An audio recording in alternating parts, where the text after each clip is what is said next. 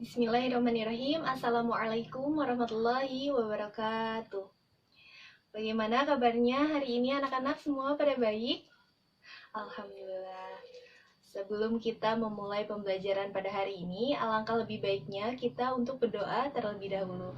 Demi kelancaran pembelajaran pada hari ini, kita membaca doa suratul Fatihah di dalam hati masing-masing. Berdoa dimulai.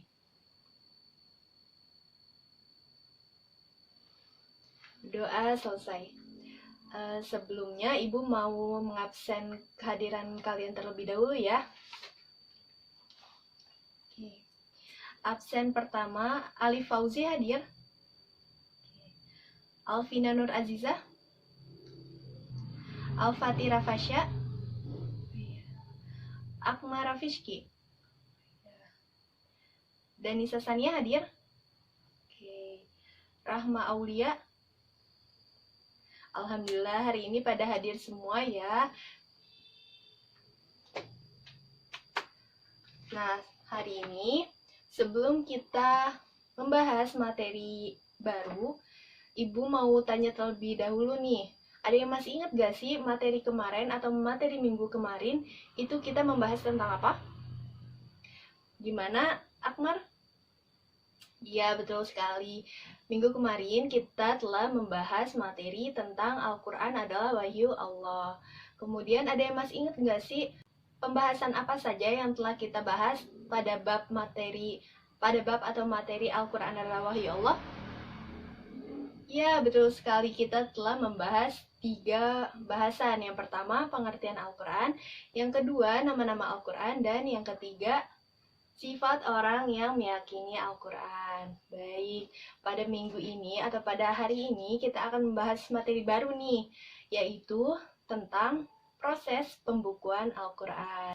Nah, tujuan pembelajaran pada kali ini yaitu diharapkan siswa atau kalian dapat menjelaskan proses pembukuan Al-Quran. Kemudian metode pembelajaran yang akan dipakai pada kali ini yaitu ada 2 nih. Yang pertama, metode ceramah, dan yang kedua, metode kooperatif script. Yang pertama, metode ceramah, Ibu akan menyampaikan materi pengantar tentang materi kita pada hari ini, yaitu proses pembukuan Al-Quran, di mana nanti Ibu mengajar dengan menggunakan media pembelajaran PPT. Kemudian untuk metode yang kedua, yaitu kooperatif script, nanti Ibu akan menjelaskan teknisnya setelah Ibu menyelesaikan penjelasan tentang materi pengantar yang akan Ibu bahas. Nah, sebelum Ibu memaparkan materi pengantar, coba buku-buku selain buku PAI-nya dimasukkan terlebih dahulu ke dalam tas. Yang ada di atas meja cuman buku PAI dan buku catatan. Buku catatannya nanti kalian bisa mencatat apa yang Ibu sampaikan atau apa yang Ibu paparkan melalui PPT. Kemudian kalau ada yang penting boleh kalian tulis seperti itu. Sudah siap ya? Oke, sudah kelihatan ya PPT-nya? Hari ini kita akan membahas tentang proses pembukuan Al-Quran. Dan sekarang Ibu akan memberikan materi pengantar tentang proses pembukuan Al-Quran. Nah, proses pembukuan Al-Quran ini terdapat 4 zaman. Yang pertama, zaman Nabi Muhammad SAW. Yang kedua, zaman Abu Bakar As-Siddiq. Yang ketiga, zaman Umar bin Khattab. Dan yang keempat, zaman Utsman bin Affan. Nah, materi pertama yaitu zaman Nabi Muhammad SAW. Nah, pada zaman ini, Al-Quran itu lebih banyak dihafalkan daripada ditulis. Kenapa? Karena pada zaman tersebut, orang-orang itu hanya sedikit yang bisa baca dan menulis. Kemudian, media yang dipakai untuk menulis itu sangat terbatas atau sedikit. Di zaman itu belum ada kertas, yang ada hanya pelepah kurma, kemudian tulang belulang atau tulang belikat unta biasanya dipakai. Terus medianya dengan batu, Al-Quran ditulis dengan batu. Nah, bisa dilihat juga ya, ada gambarnya, ada gambar Al-Quran yang ditulis di tulang belulang atau tulang belikat unta, yang biasa dipakai itu tulang belikat unta. Kemudian di sebelahnya ada Al-Quran yang ditulis di atas batu. Kemudian di sebelahnya lagi ada Al-Quran yang ditulis di pelepah kurma. Seperti itu. Nah, selanjutnya yaitu proses pembukuan Al-Quran di zaman Abu Bakar As-Siddiq. Nah, ide mula penulisan Al-Quran ini awalnya itu dicetuskan oleh sahabat Umar bin Khattab karena beliau khawatir tentang banyaknya sahabat yang hafiz atau penghafal Al-Quran itu yang meninggal dunia pada perang Yamamah. Kemudian pada awalnya Abu Bakar itu kurang setuju atau keberatan terhadap pendapat Umar ini karena memang tidak ada perintah dari Nabi Shallallahu Alaihi Wasallam sebelumnya.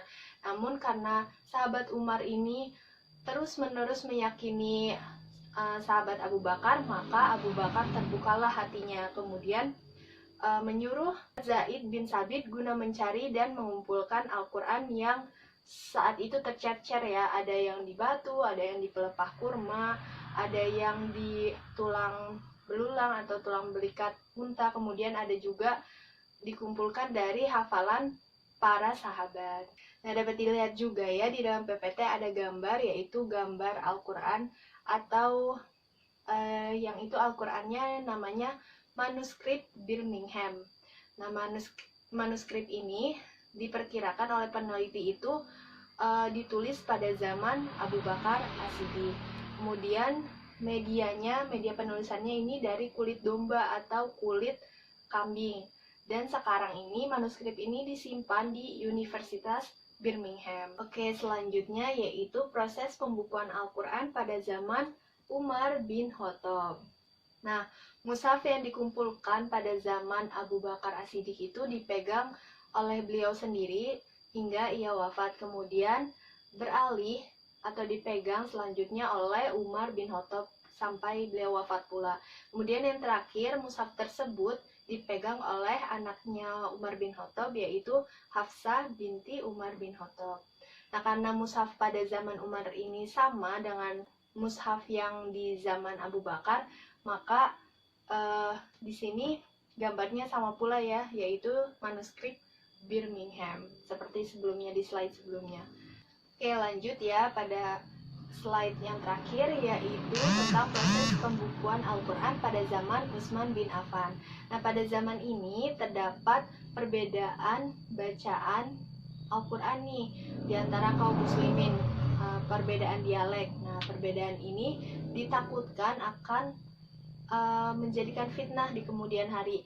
Makanya sahabat Utsman bin Affan memerintahkan untuk mengumpulkan semua mushaf yang ada dan menuliskannya menjadi satu mushaf guna menyamakan bacaan Al-Quran di antara kaum muslimin. Nah, dalam hal ini Utsman bin Affan memerintahkan 4 orang sahabat, yaitu Zaid bin Sabit, kemudian ada Abdullah ibnu Az-Zubair, kemudian ada Sa'id ibnu Ash, dan yang terakhir yaitu Abdurrahman ibnu Haris.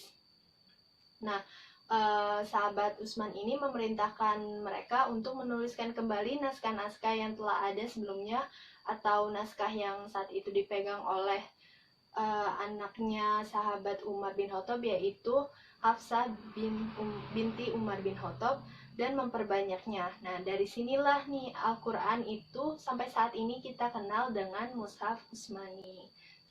Nah, dapat dilihat juga ya di dalam PPT ada gambarnya, yaitu ada gambar mushaf Turki dan mushaf Sana.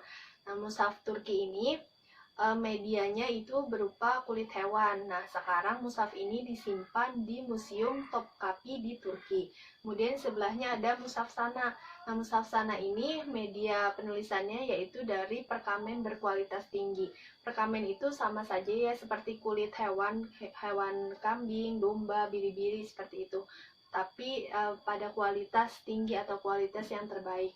Kemudian saat ini mushaf tersebut disimpan di Gedung Naskah Kota Yaman. Nah, sebelumnya Ibu itu telah menyampaikan ya bahwa kita pada hari ini akan memakai 2 metode pembelajaran. Nah, yang pertama metode ceramah sudah Ibu lakukan. Nah, yang kedua yaitu metode pembelajaran kooperatif script. Teknisnya yaitu Ibu akan membagi kalian menjadi pasang-pasangan atau 2 orang. Nah, untuk lebih efektif Ibu akan berdasarkan ini aja pasang-pasangan perbangku atau teman sebangku. Nah, kalian semua nanti membaca materi tentang proses pembukuan Al-Quran yang terdapat pada buku cetak halaman 75. Setelah kalian baca, kemudian kalian masing-masing dengan teman sebangku kalian itu memainkan peran. Yang pertama yaitu perannya sebagai menjelasin apa yang materi tadi dia baca. Kemudian peran yang kedua atau peran temannya itu sebagai mendengarkan. Nah, setelah kalian memainkan perannya kalian masing-masing, kemudian kalian bertukar peran, yang tadinya mendengarkan menjadi menjelaskan, yang tadinya menjelaskan menjadi mendengarkan, seperti itu. Mengerti semua? Oke, Ibu kasih waktu 20 menit ya. Dimulai dari sekarang. Baik, sudah 20 menit ya anak-anak. Semuanya sudah memainkan perannya belum? Sudah menjelaskan dan mendengarkan belum? Sudah ya? Oke, bagus. Kalau sudah semua, Ibu mau coba tunjuk dulu nih. Coba Alif, coba jelaskan apa yang tadi telah dibaca dan dijelaskan pada teman sebangkunya kepada teman satu kelasnya. Ayo. Iya, bagus. Semuanya coba beri aplaus buat saudara Alif. Oke, satu lagi deh. Ibu coba mau tunjuk Danisa. Ayo coba berdiri dan jelaskan kepada teman sekelas apa yang tadi telah dijelaskan oleh teman sebangku Danisa. Iya, bagus sekali. Coba kita beri aplaus kepada saudari Danisa. Alhamdulillah ya, Ibu rasa materi pada hari ini dapat kalian pahami. Nah, untuk selanjutnya yaitu sebelum kita menutup pembelajaran pada hari ini, Ibu mau kasih evaluasi dulu nih. Ibu mau ngasih tugas aja. Nah, tugasnya coba kalian nanti kerjakan halaman 83 di buku cetak. Oke, nanti minggu depan dikumpulkan. Ingat ya, PR-nya halaman 83. Kerjakan dari poin A sampai poin C. Oke, sebelum kita mengakhiri pembelajaran pada hari ini, Ibu mau memberi kesimpulan dulu nih tentang materi yang kita bahas pada hari ini tentang proses pembukuan Al-Quran. Proses pembukuan Al-Quran ini dimulai dari zaman Nabi Muhammad SAW. Pada zaman itu Al-Quran sudah ditulis, tapi lebih banyak itu dihafal. Nah, proses pembukuan Al-Quran baru benar-benar dilakukan pada zaman Khalifah Abu Bakar As-Siddiq, kemudian berlanjut pada sahabat atau Khalifah Umar bin Khattab, kemudian yang terakhir berlanjut pada Khalifah Utsman bin Affan. Nah, di mana pada zaman Khalifah Utsman bin Affan ini Al-Quran dibukukan, kemudian sampai sekarang kita kenal dengan Mushaf Utsmani.